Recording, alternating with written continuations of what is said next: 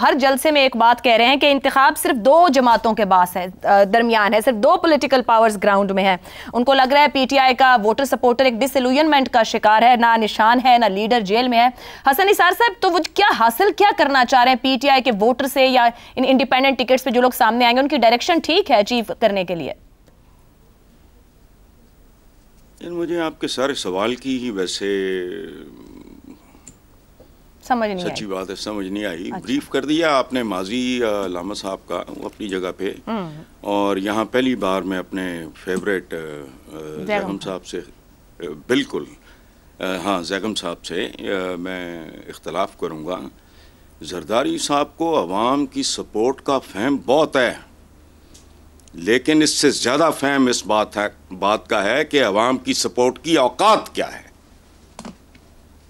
फहम तो देखो जी, मेरे जैसे नालायक को भी है जो जुमांदरू मुतनफ़र है पॉलिटिक्स से, ना स्कूल ना कॉलेज ना यूनिवर्सिटी, नज़दीक से नहीं गुजरा कई बार ज़िंदगी में। काल हो मैंने कहा लानत भेजो, वो तो मुझे भी है, लेकिन इनकी औकात क्या है? पाकिस्तान की सारी तारीख रखें, इनकी कोई औकात नहीं है।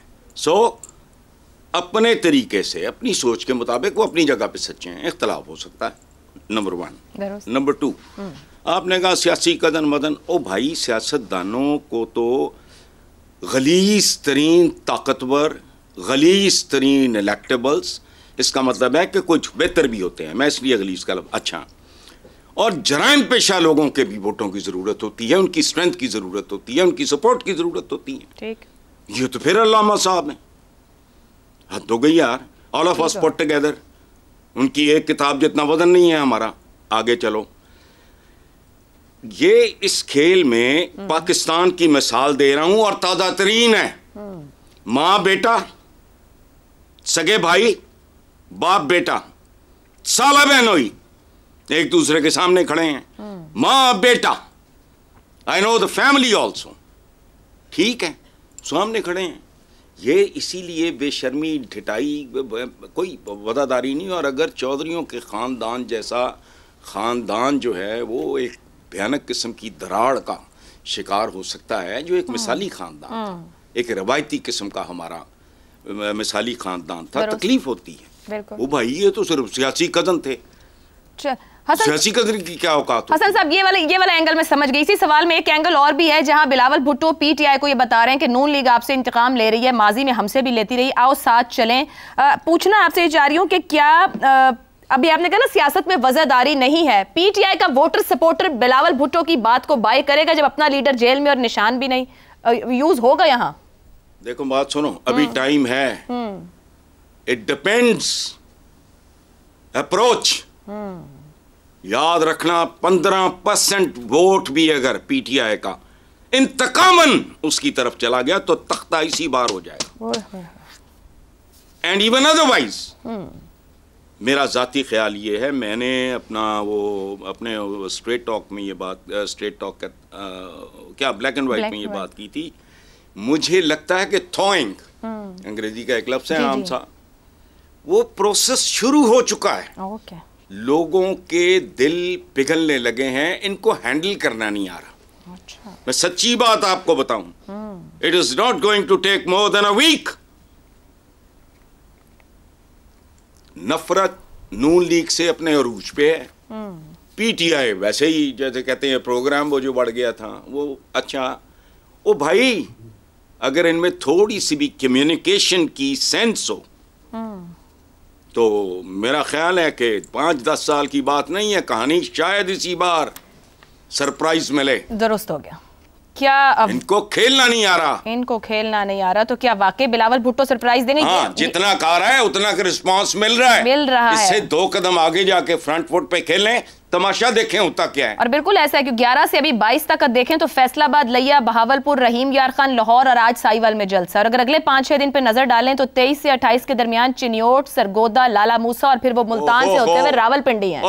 पूरा पंजाब जी। इन नेमकों को 2-2 मिनट के लिए भुट्टो बड़ी स्क्रीन पे नई जनरेशन को पता लगे ये बला है क्या।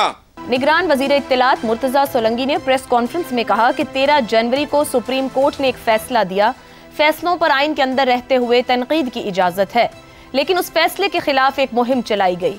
जब उस प्रोपेगेंडे में 2-3 दिन तक कमी नहीं आई तो फिर एक JIT बना दी गई। मजाज इदारे तहकीकात कर रहे हैं, सैकड़ों अकाउंट्स की छानबीन जारी है, गिरफ्तारियां भी अमल में आएंगी। निगरान वजीर इत्तलात के मुताबिक ऐसी मुहिम पहली मर्तबा नहीं चली, ना ही इस तरह की JIT पहली मर्तबा बनी है। सोशल मीडिया पर अदलिया मुखालिफ मुहिम चलाने वालों के नाम ECL और स्टॉप लिस्ट में डालने का फैसला किया गया है, जबकि ऐसे अकाउंट्स को PTA के जरिए ब्लॉक करने का फैसला भी कर लिया गया है। इत्तलात के मुताबिक सोशल मीडिया पर सुप्रीम कोर्ट के जजेस के खिलाफ मुहिम की तहकीकात के लिए FIA और इंटेलिजेंस इदारों पर मुश्तमिल 6 रुकनी मुश्तरका तहकीकाती टीम तश्कील दी गई है, जिसके जरिए सुप्रीम कोर्ट के जजेस के खिलाफ प्रोपेगेंडे के जिम्मेदारों को कानून के कटहरे में लाया जाएगा। इंटेलिजेंस ब्यूरो, ISI, पुलिस और PTA के नुमाइंदे कमेटी में शामिल हैं। JIT मुल्जिमान के खिलाफ चालान मुतल्लिका अदालतों में पेश करेगी और मुस्तकबिल में ऐसे वाक़यात के तदारुक के लिए इक़दामात भी तजवीज़ करेगी। पीका एक्ट के तहत कायम करदा ये JIT अदलिया मुखालिफ मुहिम और जजेस की साख मुतासिर करने वालों का तयन करेगी। पाकिस्तान में जजेस पर तनकीद कोई आज का मामूल नहीं। सोशल मीडिया का तो कहना ही क्या, इस मुल्क के एक साबिक वजीर आजम अपने खिलाफ फैसलों के रद्द-ए-अमल में कह चुके हैं कि इन जजेस के दिल बुग़्ज़ से भरे हुए हैं, जबकि एक और साबिक वजीर आजम सुप्रीम कोर्ट के जजेस के लिए एम्पायर की इस्तिलाह इस्तेमाल कर चुके हैं। एक बड़ी सियासी जमात की रहनुमा भरे जलसे में तस्वीरें लगाकर सुप्रीम कोर्ट के जजेस के खिलाफ नारे लगाती रही हैं। कभी सुप्रीम कोर्ट के चीफ जस्टिस की अदालत के लिए मदर इन लॉ कोर्ट की इस्तिलाह इस्तेमाल होती रही।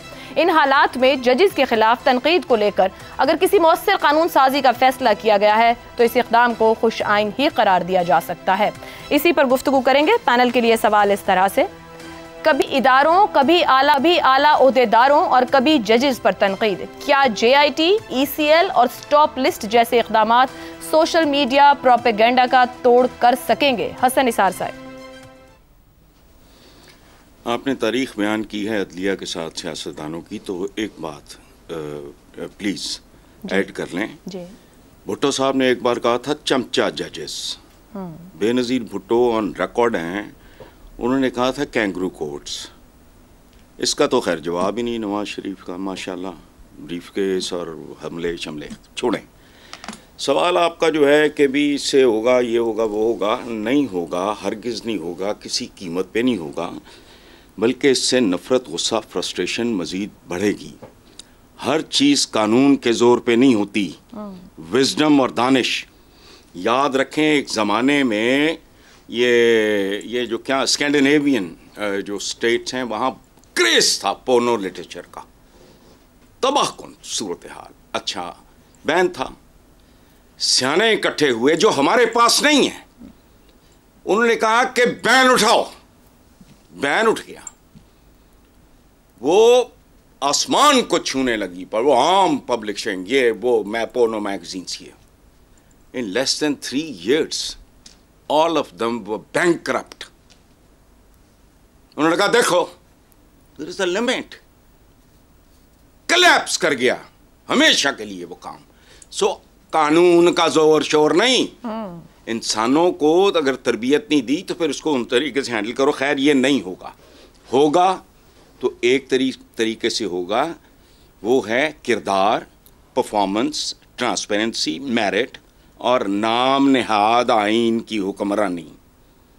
आखिर पे मैं शुक्रिया अदा करना चाह रहा हूँ। पहली बात तो ये, अबसार साहब ने एक चक्कर चलाया है, हम सबको बातों में लगा के ख़ुद को सीनियर सिटीज़न डिक्लेयर कर दिया, हालांकि अभी इनकी उम्र ही क्या है। ठीक है, माशाल्लाह नौजवान हैं, अभी तो मैं जवान हूँ, मुझे पता चला है इनके घर में बाथरूम में गाते हैं। अच्छा, और इनका शुक्रिया कि 50 साल के बाद मैंने अपने प्यारे लायलपुर का, हाँ अच्छा, 50 साल के बाद ना अबसार साहब की वजह से मुझे कितना खूबसूरत लफ्ज़ सुनने को मिला। मेरे लायलपुर की जान है उस लफ्ज़ में, वो है उगराई। सुभान अल्लाह। ठीक, बस, थैंक यू वेरी मच।